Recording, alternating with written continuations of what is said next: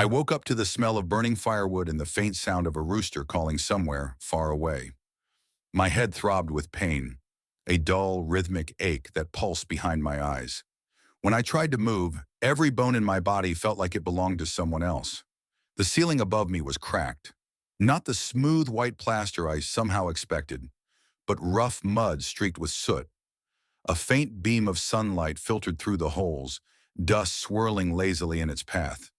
For a moment I didn't know where I was, or who I was. My mind was blank, a wide stretch of silence. I couldn't remember my name, my home, my family. All I knew was that I was alive, and that someone had wrapped me in a thin wool blanket that smelled faintly of smoke and earth. Then a voice, soft but steady, broke through the fog. "You're awake," she said. I turned slowly. A woman stood in the doorway, holding a cup of water in her hand. She looked tired, not the kind of tired that comes from one sleepless night, but the kind that life carves into your bones. Her eyes were gentle, though, brown and warm, and when she spoke again, her tone carried the softness of someone used to comforting others. "You've been unconscious for 2 days," she said. "My son found you by the road." I blinked, my throat dry. "The road?" "Yes, near the bridge. Your car was in pieces. We thought you were dead." I swallowed hard, the words sinking into me like stones. "Do you know my name?" She shook her head. "No papers, no phone. Nothing. You just had this watch." She held out a silver wristwatch, sleek, scratched, but expensive. It gleamed oddly against her rough skin. The letters engraved on the back caught my eye. A K. "Is that you?" she asked. I opened my mouth, then closed it again. "I don't know." She nodded, almost as if she understood. "That's okay. You can stay here until you remember." Over the next few days, she nursed me back to life.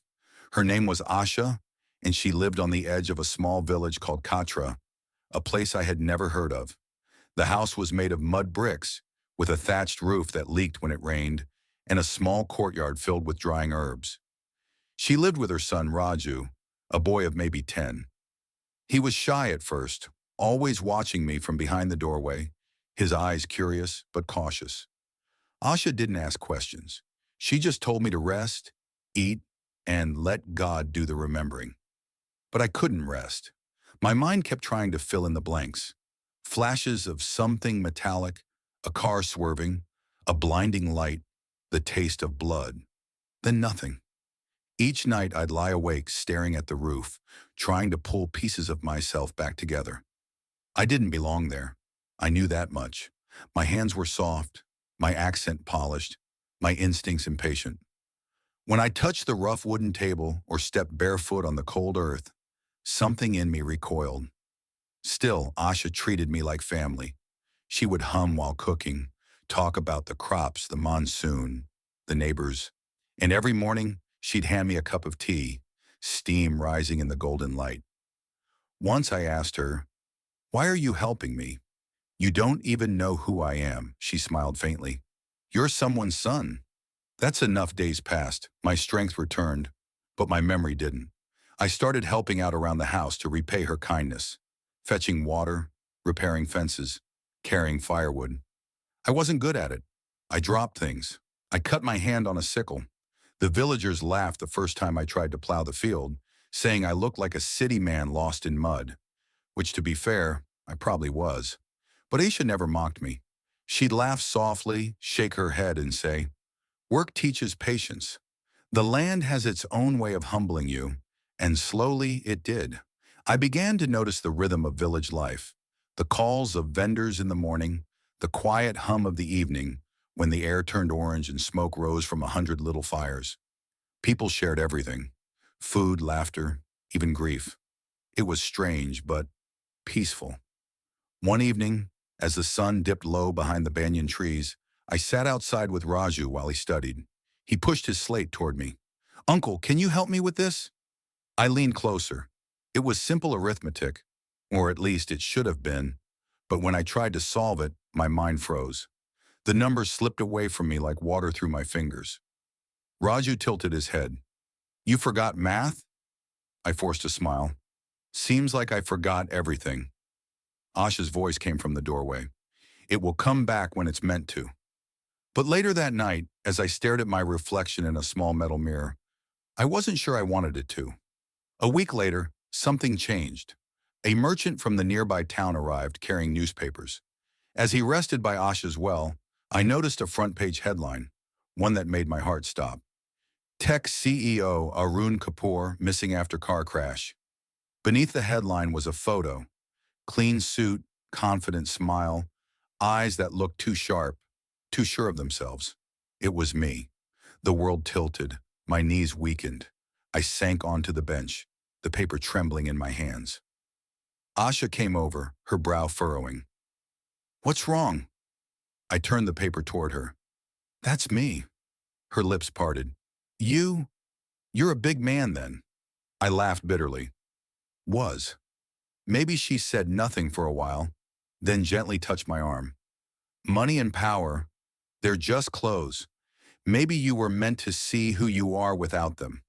Her words hit me harder than I expected, because even though I couldn't remember my life as Arun Kapoor, I somehow knew she was right.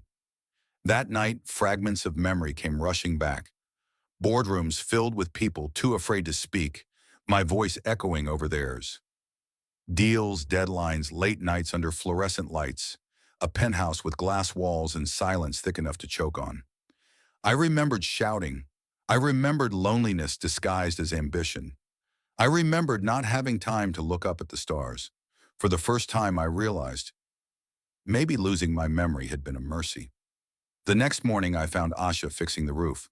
The sun glinted off the broken tiles as she hammered them back into place. "You shouldn't be up there alone," I said. She smiled down at me. "If I wait for help, it'll never get done." I climbed up to join her. My hands shook at first, but she guided me patiently. When we finished, she sat back, wiping sweat from her brow. "You know," she said quietly, "when my husband died, I thought my life was over. But life doesn't stop when we break.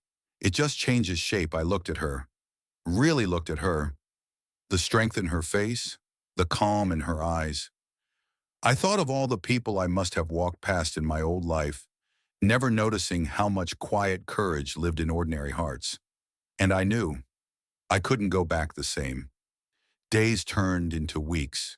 News about my disappearance had faded, replaced by newer scandals, fresher stories. No one came looking anymore. The world, it seemed, had moved on without me. But in that tiny village, time moved differently. People cared less about what you did and more about how you helped. I learned how to patch a roof, plant rice, and fetch water without spilling half of it. I learned that Raju's favorite game was carving wooden birds and that Asha still spoke to her late husband while she cooked, as if he were sitting right beside her. Sometimes at night, I'd catch her staring at the fire, lost in thought. One evening I asked, "Do you ever think of leaving this place?" She smiled faintly. "Where would I go? Everything I love is buried here, in this soil, in these walls. Some of us find peace in small places, Arun." Her use of my name caught me off guard. I hadn't told her to stop calling me the city man, but hearing my name after so long felt strange, like wearing an old suit that didn't fit anymore. A few days later, I woke before dawn to find her outside, sweeping the courtyard. Mist clung to the fields and the air smelled of wet earth. "What are you doing up so early?" I asked. "Old habits," she said, her breath fogging in the cold. "When life gets hard, start the morning by cleaning something. It reminds you that even small things can be made new." I stood there for a long time, watching the way the first light touched her face. Calm, unhurried, content. And I thought of all the mornings I used to start with emails, meetings, and angry phone calls. How I'd spent years chasing numbers, never realizing how much beauty existed in silence. It wasn't until the end of that week that my old world found me again. A black car rolled into the village, kicking up dust. Two men stepped out, wearing suits that didn't belong here. They spoke to the villagers, flashing photos. One of them pointed toward Asha's house. I knew before they reached the gate. "Mr. Kapoor!" one of them exclaimed, almost breathless. "Sir, thank God!" "We've been searching for weeks," I froze. My chest tightened. Asha appeared behind me, wiping her hands on her sari. Friends of yours? I nodded slowly. I think so. The man continued. Your company's in chaos. The board needs you back. The media's waiting. His words blurred into noise. I glanced around. At the courtyard, the cracked walls, the well where Raju liked to play, the life that had held me when my world fell apart. And then, at Asha. She just smiled softly. You should go, she said. People are waiting. I wanted to say something, to thank her, to promise I'd come back. But the words tangled in my throat. All I could manage was, I'll never forget you. She nodded. I know. But don't just remember me. Remember this life. Remember what it feels like to breathe. The drive back to the city was silent. My assistant filled me in on everything. The merger delays, the hospital bills. The reporters camped outside my penthouse. But I wasn't listening. I kept seeing her house fading in the rearview mirror, shrinking into the horizon. When we reached the city, the skyline looked colder than I remembered. The office was sterile, spotless, lifeless. People greeted me with rehearsed relief, but no one asked if I was okay, only when I'd return to work. That night, in my glass-walled apartment, I stared out at the city lights. Each one glittered like a promise, but none of them felt real. I tried to sleep, but the silence was deafening. Then I remembered her words. Start the morning by cleaning something. It reminds you that small things can be made new. So I got up, rolled my sleeves, and began to wipe the dust off my balcony railing. The same railing I hadn't touched in years. It was a ridiculous thing for a CEO to do at midnight, but for the first time it made sense. Weeks passed. The world thought I was back to normal. I signed papers, led meetings, shook hands. But something in me had shifted, permanently. I started visiting villages through my company's charity arm, quietly funding schools and wells in rural areas. I told no one why, and every month I wrote a letter to the woman who had saved me. I didn't know if she could read it or if it would ever reach her. The post office barely recognized the address. But still, I wrote. Dear Asha, I'd begin. Today I remembered the smell of wet soil in your courtyard. I remembered the sound of Raju's laughter. I remembered the peace I didn't know I needed. It became a ritual, one that grounded me. Then one day a letter came back.